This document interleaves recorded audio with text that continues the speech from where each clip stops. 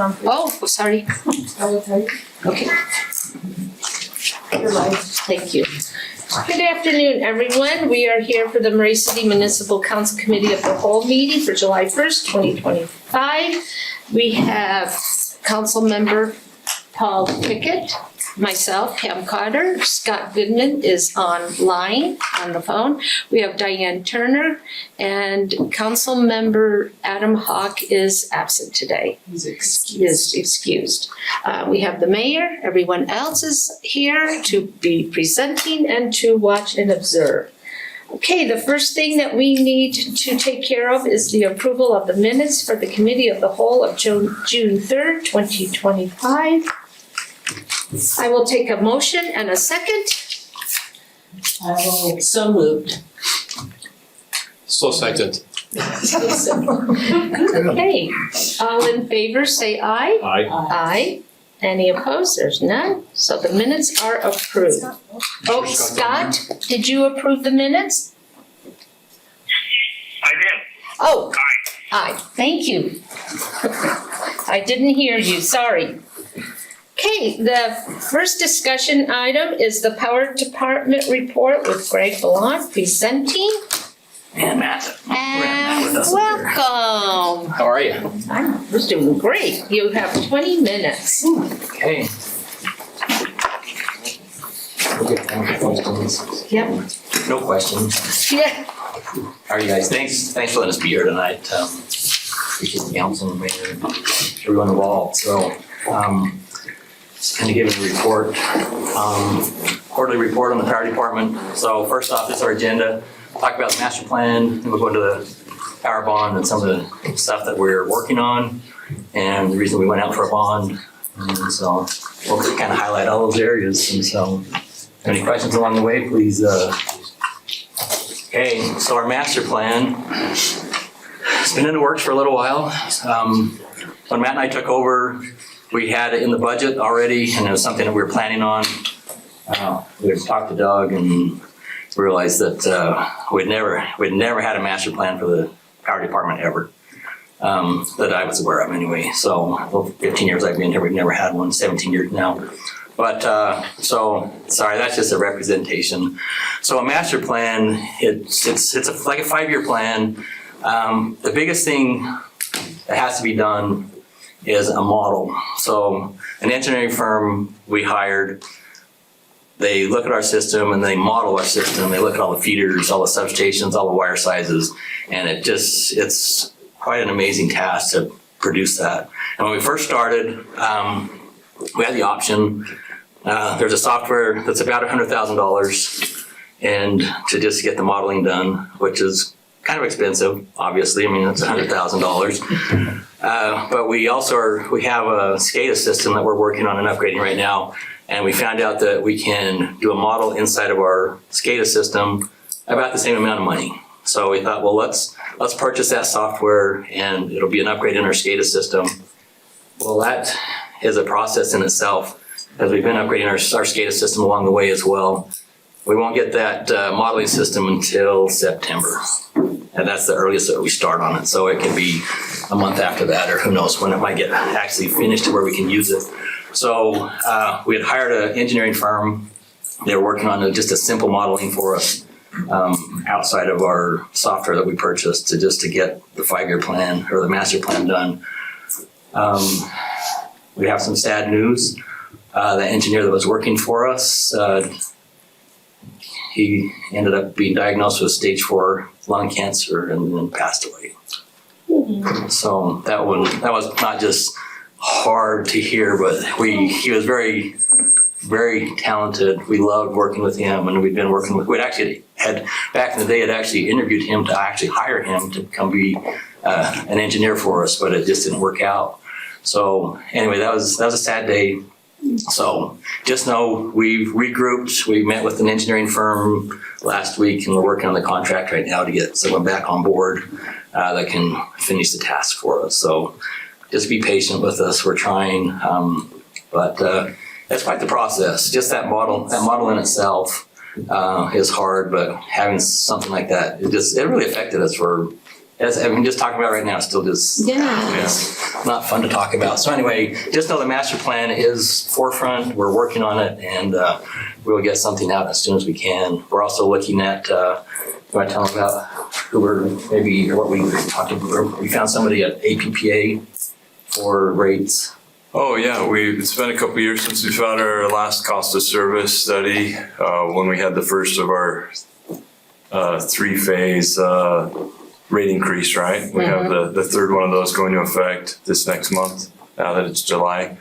So there's really two, there's more options, but there's two go-to options that municipalities use for rate studies. One was Dave Berg that we've used a couple times.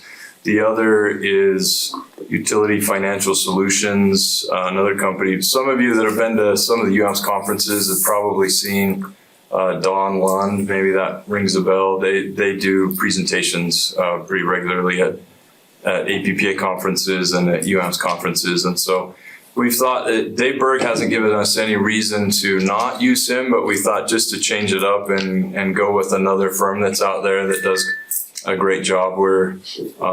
So we're going through the process of getting pricing to start that process again, to have that done this fall. A full rate study and cost of service to look at all of our rates again. They'll look at the power cost adjustment that we have in place. We don't anticipate needing a big rate increase again like we did before, but this will tell us that, right, where we sit. They'll look at all of our financials and look at the cost of serving our different rate classes.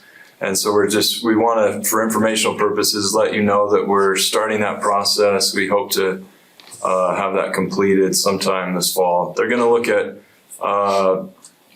the potential for maybe a time of use electric vehicle rate. That's something that we've been looking into, right? They're going to look at our net metering policy. They'll look at look at everything. We're going to sign up for the full package, basically. So, Who did we use before? it was Dave Berg.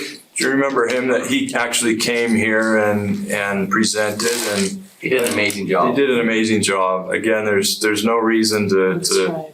not use him indefinitely, but just where the cost of it is under where we actually don't have to do an RFP for it, but we feel like it's just a good practice to go and use someone else and let them have a chance at doing the. So you met these people at the APPA We've conference? had UAMPS has used them in a lot of UAMPS cities, and they work with utilities all over the country. And so I don't think that we've ever used their services in Murray per se, but we've met them in the past. But at APPA, they were there. Greg and I both took a pre-conference seminar that they were putting on, and so we connected again and are getting pricing. So They presented a UAMPS toolkit meeting probably 4 years ago. It was right when you got put in as the mayor down in St. down in George. St. George. So if you happen to be at that, you would have heard them. But they're very well known and just, they're top notch. And other cities use them also, Yeah. you were saying? Quite a bit. Yeah. Okay. So Great. anyway, that's where we're at with our master plan. So some of our projects, Central Substation, we have two 50 MVA transformers ordered. They're about 3 years out. And so we're looking at, so that's our substation right now. We're gonna rebuild that where it's at. And it's an interesting process to go through. So that's a sizable amount that we're looking at for that rebuild. I wish I should have taken a picture of the two transformers that one's going one way and one's going the other. It seems like I showed that to somebody. Was that any of you that walked down there with us? Out back, When sure. Councilmember Gary Harakasi, he and I Okay. went down there That's and he right. showed it to Yeah. us. That's Yeah, right. at your breakfast. You can just see it, right? Mm. So Yeah. anyway, I should have taken a picture of that just for your reference, but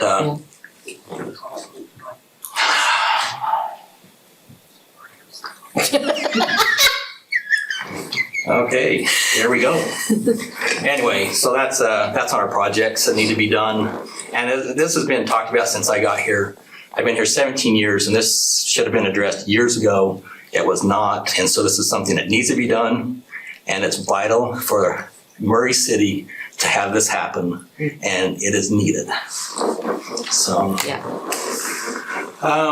let's see. So here's one of the projects. So this is kind of cool. I thought I'd take a couple pictures. This is our turbine upgrade. Looks like a bunch of wires. This is the upgraded natural gas coming into the turbines right here. So this money that we're spending on the turbines is bringing us into the 21st century. Paul did a really good job of running the turbines as long as we could go, but once he retired, they were pretty much inoperable we were able to run one through the summer last year, but they were pretty much inoperable going forward with the controls that they had. So we met with the mayor's office, met with the council, and you all were on board with us doing this project. So we appreciate your support, and we thank you for that. And Murray's going to be a better place with this project done. Unit 3 is really close to being ready so they have to start them up and run them for a little while, try and iron out all the kinks that they might have, and then we'll run it probably 8 hours, let them generate and put onto the system, and then July, is it 29th? We have the 28th, we have a stack test. What that means is they'll come and monitor what's coming out of the stack as far as pollution controls go, and we have to hit a certain threshold with our rebuild, which I'm sure we'll be just fine when that happens, but it's just a test that we have to go through. And then once we get that, we'll have 2 turbines ready to go at that point. Once we have those tests done, then we will fire them up and start using them for our summer peaking. So, If we don't hit the threshold, how much of a setback is that? That's a good question. So they just would get solar back on the property, and with the controls that we have now, I don't see that being a problem. They will do everything they can do to be in the parameters that will give us what we need. Can we pre-test? I wish. No, just so we know if we're on the right track or not. I guess you could probably bring. I don't know. You could probably bring somebody in and do your own. But this is through Division of Air Quality with the state. Mm-hmm. So they're the final test that once they give us the okay, then we'll be up and running. So I don't see that being a problem, but we'll make sure we get all our bases covered. Yeah, so plan B or something just in case. Definitely a plan B. So we have a plan B in place right now. We've looked at Corey. I can announce that. We just hired a resource manager today. Corey Kowalski accepted that position, and he is going to be our new resource manager. So we're excited about that. Yeah. His total focus now will be resources. Yeah. And so we met with him, and we're looking forward in the month of July because we want to make sure we can cover what we need. We're short in those months, and these are our peaking resource. But right now, rates are favorable for us, so I think we're going to be okay. And we'll get through this month, and then we'll see how things go for the rest of summer. But we're excited for this project to be done. Very excited about it. So here's a couple more pictures. That's our turbine plant. If you've never seen it, then this is kind of a shot. Upper right is a shot into the turbine room, and that's just one of the controls, the new upgraded controls, which is our subtechs are more than excited about this project. They are so excited to be able to have these controls and be able to do a lot of the maintenance that we can on our own, and then probably do a yearly with Solar to have them come in and just do a check and make sure everything's running correctly. So we're way excited about it.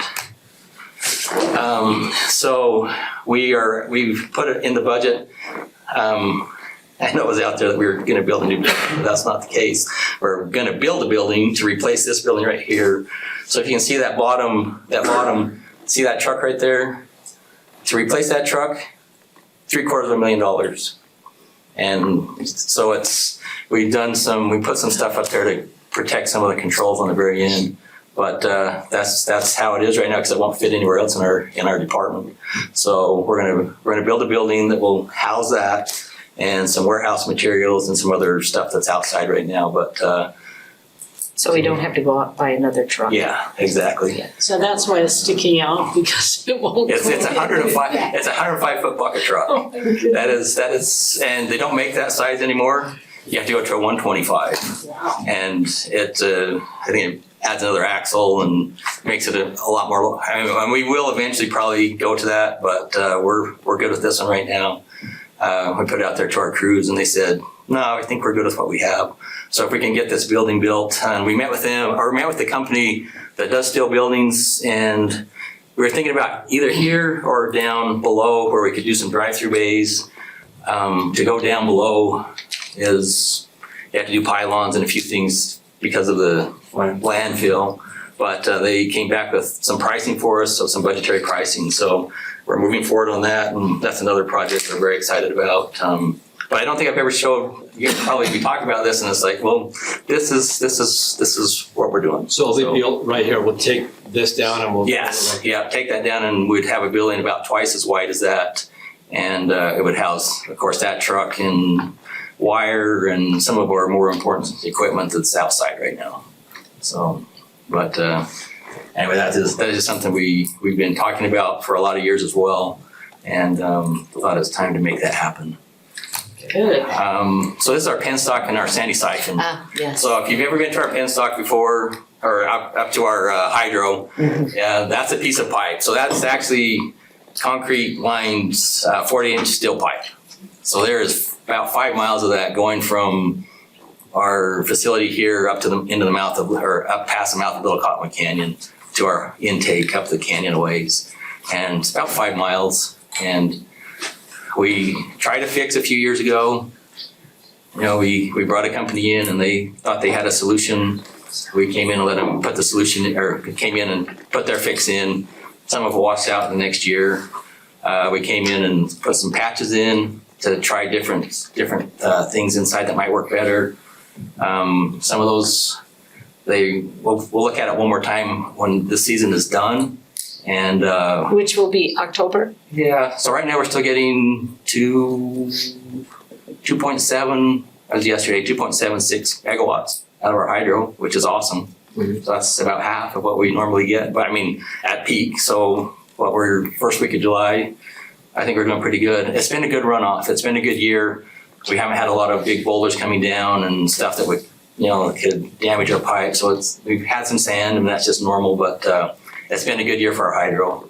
And so we will pop the lids and look in there one more time, but we've got some contacts with Central Utah Water Project, because they deal with big pipes all the time, and they gave us some ideas of how we could fix this. And so we're looking at several different alternatives. I mean, probably the best alternative is just to reline it completely with concrete. Just, I don't know how they do that. They sling it in there and somehow whatever, right? It'd be quite the process. Probably expensive. So we're looking at all our options right now. Everything's expensive. Yes, when it exactly. comes to power. I mean, it just costs so much. And then there's one more pipe that we talk about. It's called the sandy siphon. You probably have heard us talk about that. That is our pipe that we deliver water to Sandy. That's an outline of it right there. And it's about 762 feet, and it's starting to degrade and it's starting to rust, and there's holes in it. So that needs to be repaired, and that is our responsibility as per a contract that was signed years and years ago. With Sandy. Right. Yeah, Okay. yeah. Saying that we were responsible for the pipe, and Yeah. we thought we'd ask. And, I mean, it's like, it's your pipe. You take But, care of it. and I get it. I totally get it. I mean, we'd probably do the same thing, right? So, but it is our responsibility. So we're looking at getting that relined as well. So, I mean, we got some major projects going on, and but we're excited to get some of these big things done, and look forward to the future here at the power department at the Murray City. I think overall this is going to improve the city and the power department for many, many years. Yeah. So, but Awesome. anyway, got any questions for us? Well, have you guys been? Hey, Greg. Yeah, Scott. Sorry, you're talking out of this box. I know, right? Sneak up on here. Hey, here's a fun fact for you. I'm sitting in Las Vegas with all the power out, so yeah. So good job keeping our power on. Oh, We'll take it. We'll take that. Thank you. yeah. Wow. How hot is it down there? Do I dare ask? It's actually not bad. It's only 97 right now. Oh, that's not. It's hotter here. Wow. No Well, power. Our power's on, so I knocked on wood. Oh, until a squirrel comes. But yeah, I didn't even talk about squirrels. So anyway, So, yeah, Wondering good if job, thank you. thank you. You're ready. Yeah, I was just wondering if you guys have been to the hydro plant, if you've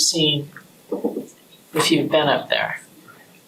No, I haven't. Oh, I see, you're not there. No, Up there, okay. mm-mm, we haven't been It's- invited to go up yet. Well, let's make that happen. Invite them This is the to perfect me, time, right? okay. Let's get the senior bus. Yeah, we can. Oh, that's that. Definitely. Anybody that wants to go up and take a, we can make a half a day of it and Yeah. really show you some pretty cool stuff. Yeah, it's So, awesome.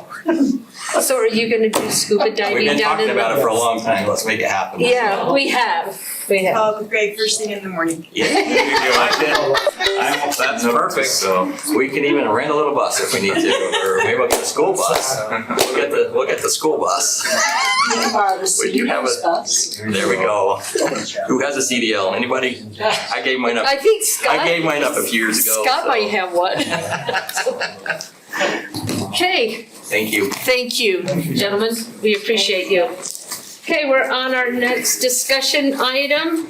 Is a discussion, a resolution authorizing the approval of an amendment to the second amended and restated interlocal agreement creating Trans-Jordan Cities dated December 1st, 1995. We have Russ Kekala and Jaron Scott presenting, 20 minutes. Welcome, gentlemen. You. Hey.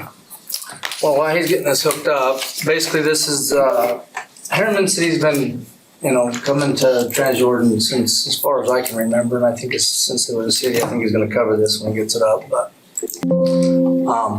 Jaron Scott is a Trans-Jordan director out there. Some of you guys met him, some of you haven't. He's been here to a couple of presentations over the years. Yeah. And maybe some of them are newer, haven't seen him, but it's been a little bit, but I'm just gonna turn it over to Jaron for right now to talk. Okay, thanks for having me. Jaron Scott, Executive Director, Trans-Jordan. Pretty exciting year for us. Two big things happening. One is Harriman joining, makes us stronger and better, and I'll talk about that here in a minute, but also the transfer station opening over at 90th South and 700 West. And that grand opening, you'll be having an invite here shortly. It'll be August the 20, I want to make sure I get my date right, 26th. I'm gonna figure when to set it, construction. So we've got a cutoff date, and so we're ready to go here. But that'll be August the 27th. Will be the ribbon cutting. Okay. He'll send out an email. You'll have an I'll get that. email I'll get invite that and to so you guys. forth. Well, we're really proud of the facility. It looks great, and it's going to be state of the art. Residents are going to love it. Have great access in and out. So. Today I want to focus though on Harriman City joining. As Russ stated, they've been coming to Trans-Jordan for the last, as long as they've been around. They've never been members, and so just kind of talk about that. Here's kind of the history to where we're at now. We started in 1958, that was Sandy West Jordan. You'll see Midvale join next in 1960. 1968 was, Midvale, 1968 was Murray, and then 1996 was South Jordan when we were annexed into their city.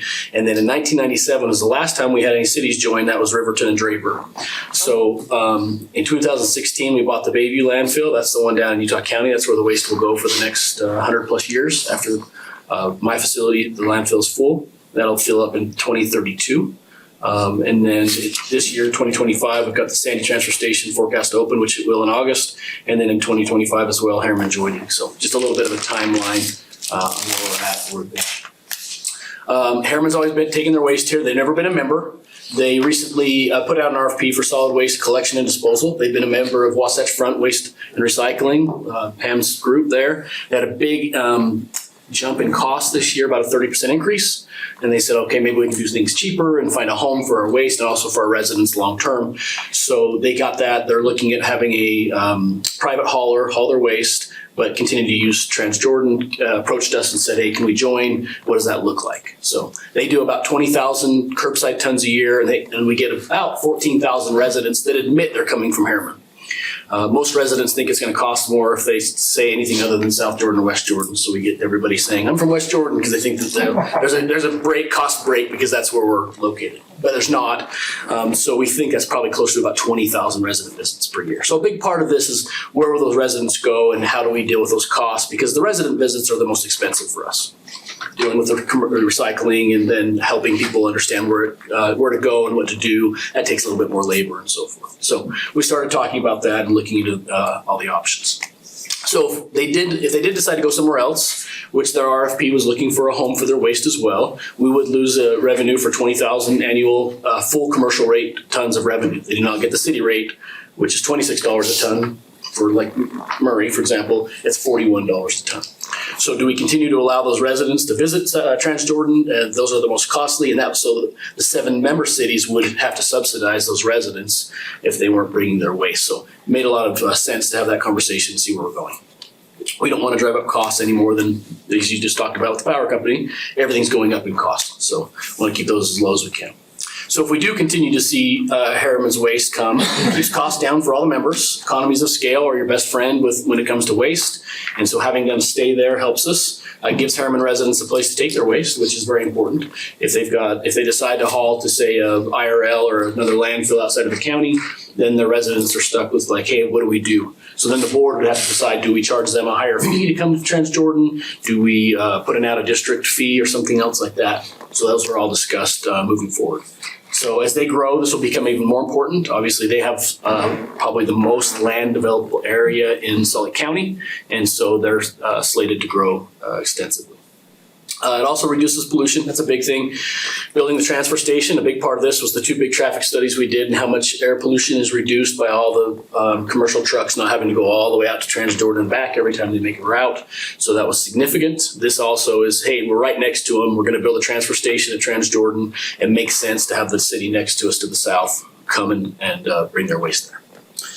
Good for the valley, good for traffic and everything else. So, and an additional city makes the total membership 8 strong cities. So we have 7 great cities right now. Adding another one makes us even stronger.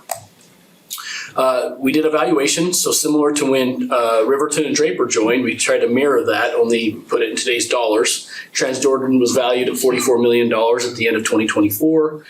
So we take that, divide that by 8. The buy-in for them would be $5.5 million for them to buy in. Now, that's not feasible for them to come up with $5.5 million in buy-in.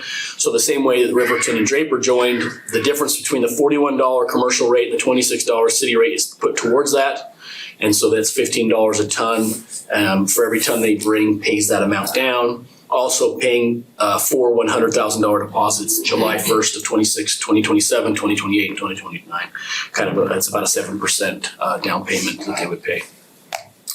The estimated payment schedule puts them making those last payments in year 14. So as you go through that, that shows what their balance is, and then as they bring in their waste, that's a 3% growth rate. We think they will outperform this. They would probably pay this down with their growth closer to about year 12, but we're being conservative and saying they're going to grow at about a 3% rate there. So, yeah.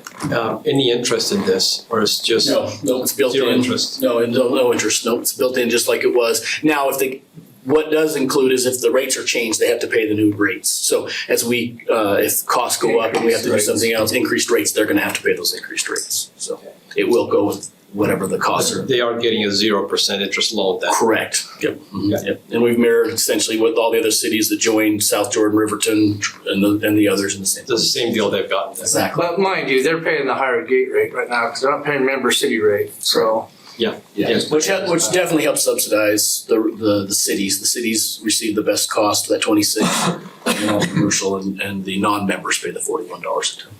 You also have it at the end of 15 years from July 2025, the credits have not retired. The principal sum, the balance of the purchase price Would be shall forgiven. be Forgiven. forgiven.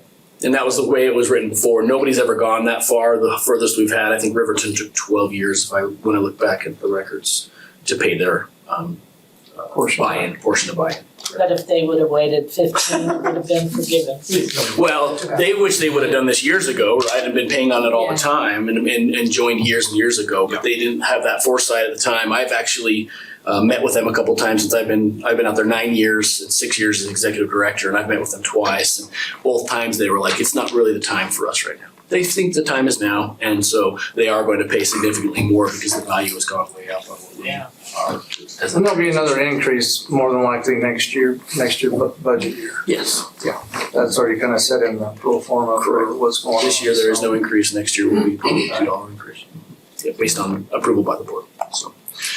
So as you understand, the current 7 members are Draper, Midvale, Murray, Riverton, Sandy, South Jordan, West Jordan. We're formed by an interlocal agreement. So what's before you tonight in council meeting is to approve the amended. All 7 cities, including Harriman, so all 8, would have to pass the exact same amended interlocal to be legitimately become a member.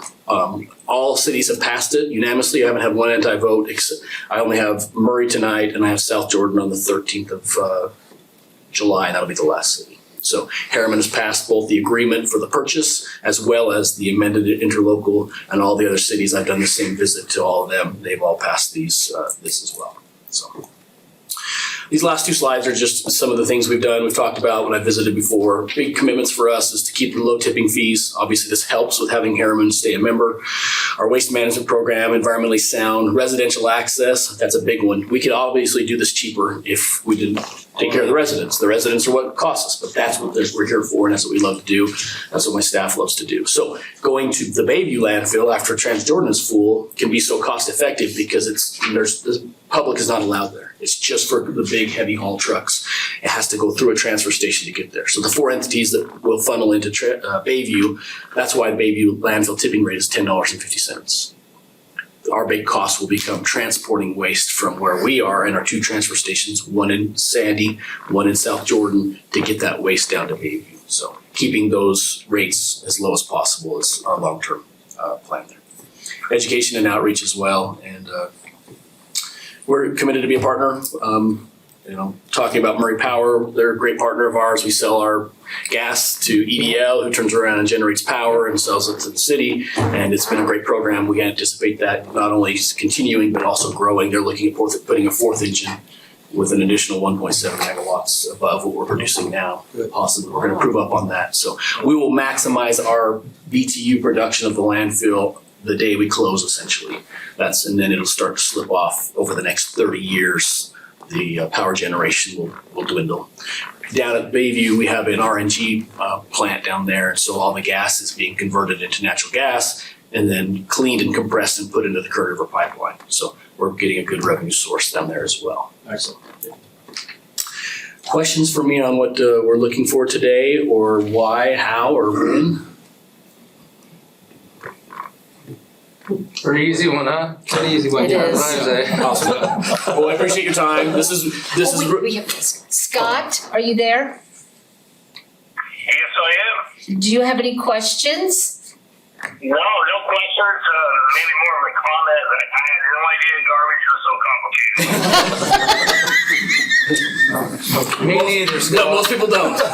We built our last cell at a Transjordan, and people don't realize we're about $3.2 million into just the liner, getting everything set up, the leachate pumping system, and all that kind of stuff, before one piece of garbage can be placed in there. So the old days of calling it a dump and dropping your waste, catch on fire and driving away, that's not how it works anymore. The machines that smash it are about $1.5 million a piece, and we have 4 of them that have to maintain all that trash. So it's a very expensive and large operation as far as trash is concerned. Amazing. Thank you very much for that. But we appreciate Murray being a member, and they've been a great partnership for us. And back in the day, they have even handled most of our billing and everything else. And Hiring, billing, and hiring. And I think we even parked our fleet trucks down here for a long time before my day. So, Yeah. anyway, thank you for your time. Thank you. Okay, thank you. Thank you, Darren. Thanks, Ross. Okay, our next discussion is the reports from interlocal boards and commission. Each of us have 5 minutes. First is Doug Hill with the Valley Emergency Communication Center, Metro Fire, Utah Telecommunication, Open Infrastructure Agency, and Utah Infrastructure Agency. Hello, Doug. Hello, Pam and everybody. And then Doug's doing that next one also.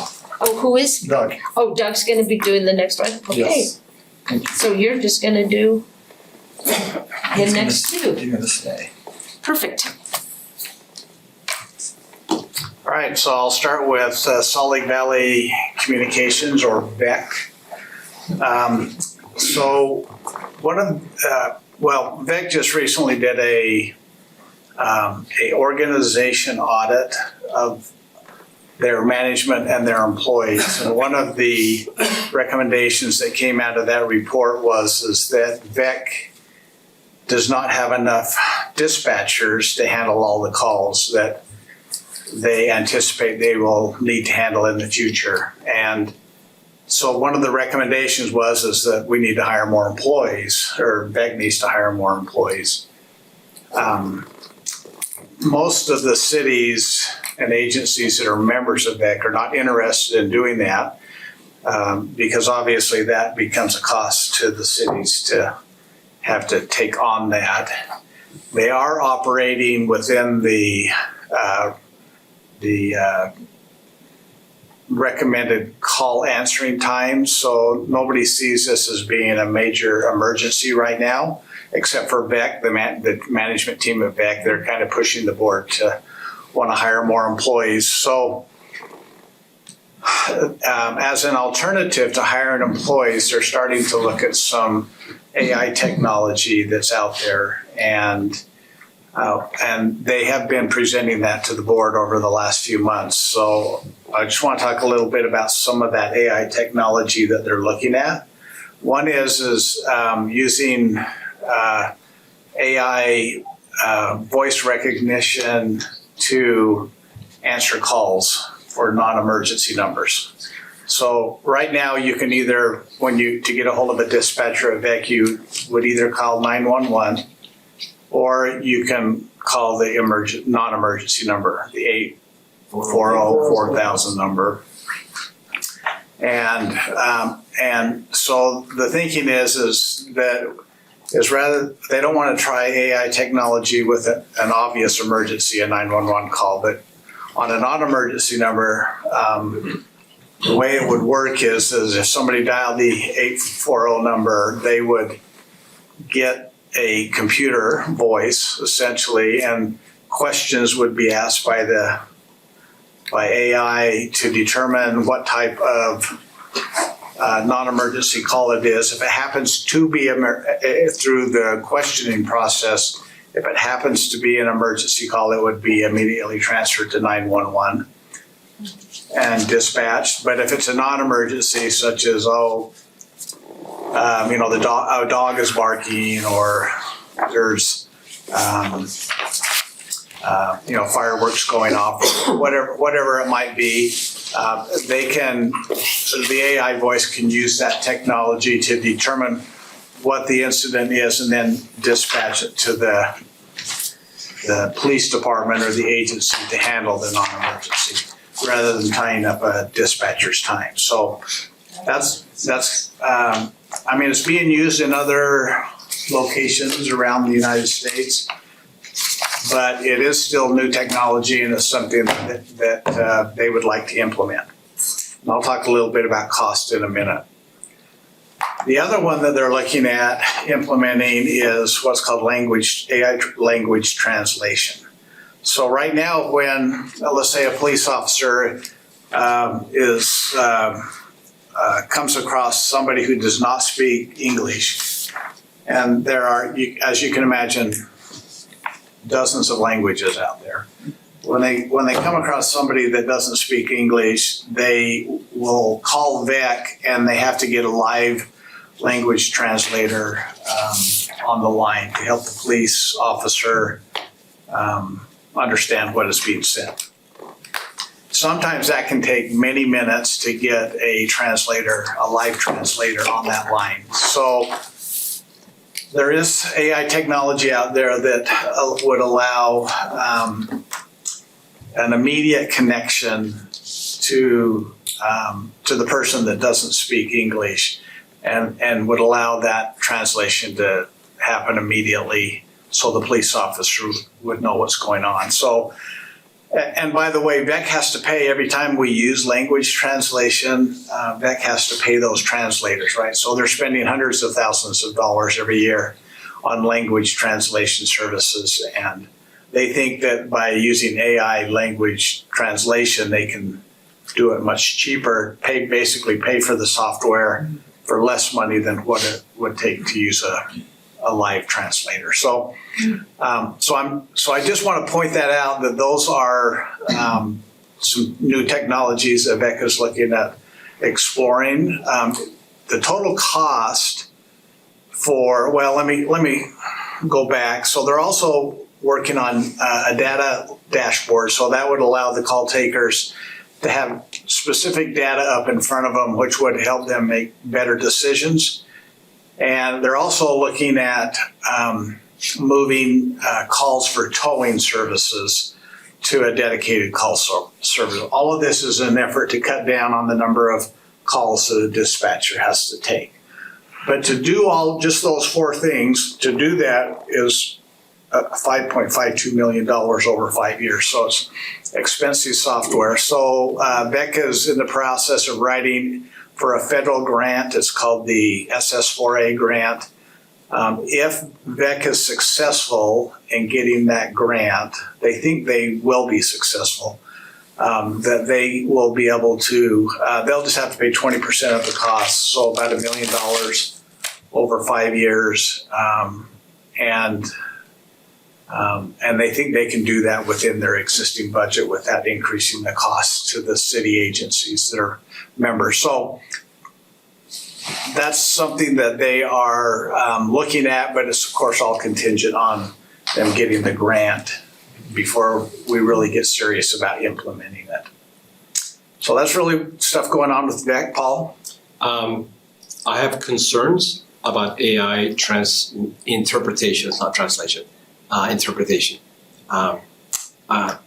I come from a family that has a company that works in that field, and it is still very young, and there's a lot of inaccuracies, and in a somewhat emergency tense situation, it could cause problems, especially where colloquial language from different parts and different regions is not translated or interpreted very well. So I would put a question mark and an asterisk on that for now. And I can see it as we have another option.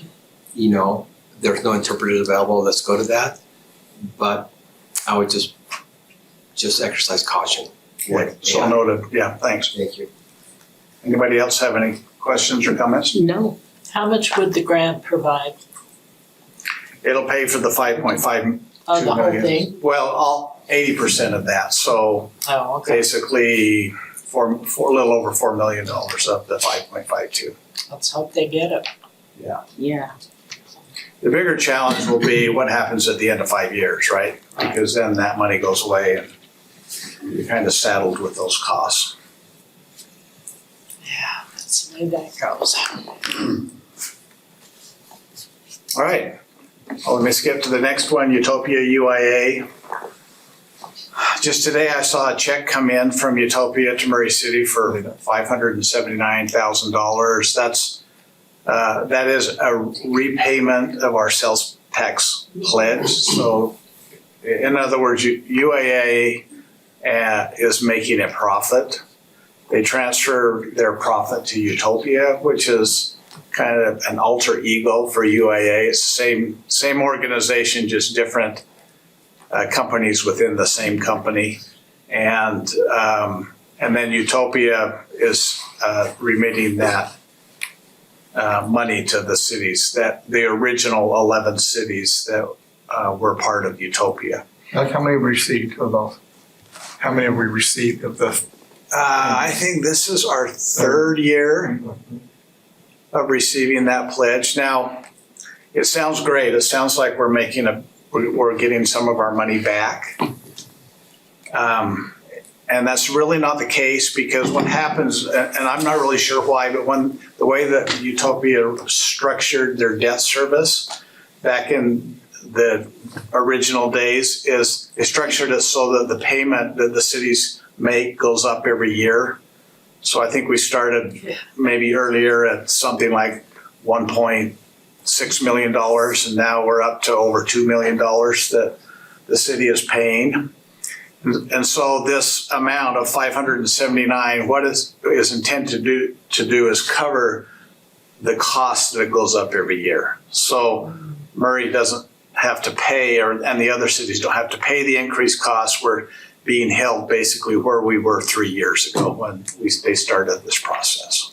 Now the hope is, and it's the long-term, I guess, goal of Utopia, is that eventually they'll be making more profit each year. The more cities that sign up, the more profit will be made, and eventually the hope is that they can pay back the cities like Murray that were involved originally. Now that doesn't seem possible at this point. Well, I'll tell you, we didn't think we'd get, anyway, I'll speak for me, I didn't think we'd get a penny back. I thought we'd get $57. Yeah, and it would just. Yeah, keep well, going up Never and did I up think and up we'd get without- $500,000 back for three. It's like you said, it's covering that 2%. Yeah. But that was the contract that was signed way back then, is that 2%. Yeah, it's better than when they wanted us to pay their debt service, right? So it is Like you said. better than 10 years ago. So they are increasing in subscribership. They just went over 70,000 subscribers in May, 73,000 subscribers. There are 3 cities that are currently being built, Bountiful, Bozeman, and Idaho Falls. All the other cities are completely built out, including all the 11 original cities. And just by way of information, Murray's residential take rate is just a little bit over 30% take rate, so about 4,100 residential customers in Murray. Doesn't include the business customers. And we hold pretty steady. Murray is, since I've been involved on the board, Murray's been between 30% and 32%. So we're not seeing a huge increase or decrease in our take rate. It's pretty steady. It's all built out. We're all built out, yep. That's great. So any questions on Utopia UIA? Scott, are you there? Scott? Well, maybe I guess- lack of power got to him. His phone probably. No, he's still on the line. Yeah. He might be on the other side. I would just move on. Okay. All right, Metro Fire.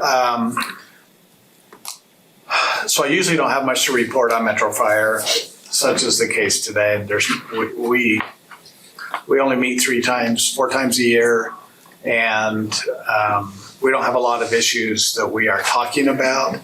But the big one right now, if you talk to Chief Middleman, is all the wildland fires that are occurring in southern Utah and potentially in the west, meaning the western United States, and whether or not there will be emergency deployments or voluntary deployments.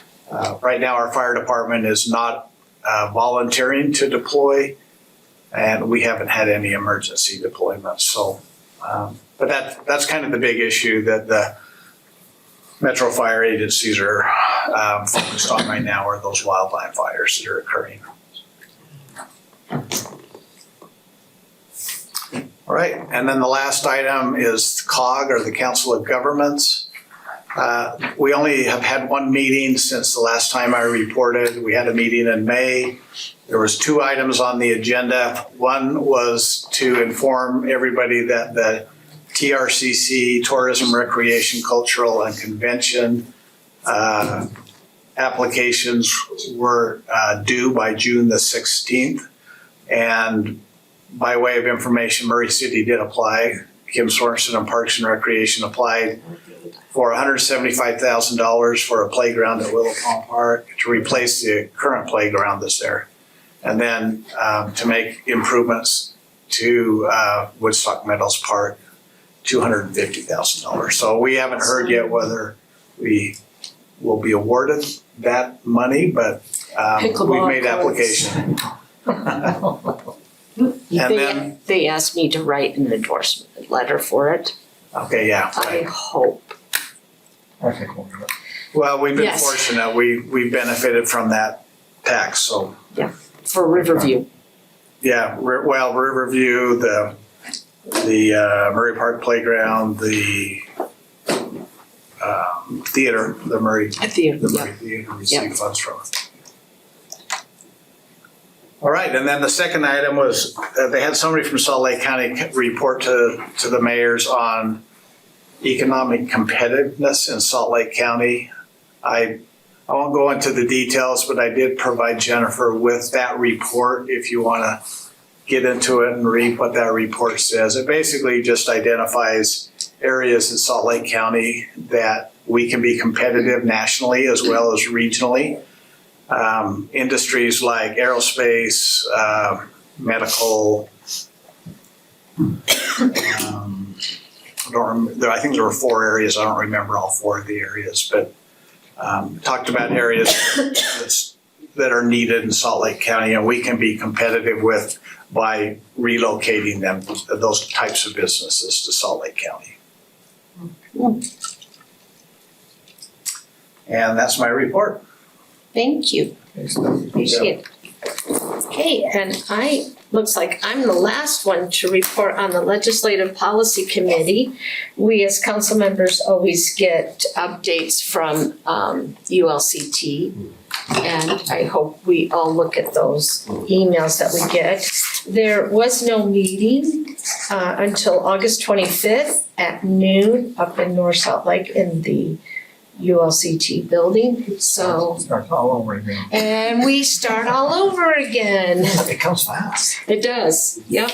So anyways, there's really nothing to really a report because they're basically done. Just so if you read your emails, that will give you what they are looking at in the coming. They're very detailed in those. Very. Great email. Yeah. So Scott, are you there? No? He is there. I don't know why we can't hear him, but he is online. I've been texting him. Okay, love this.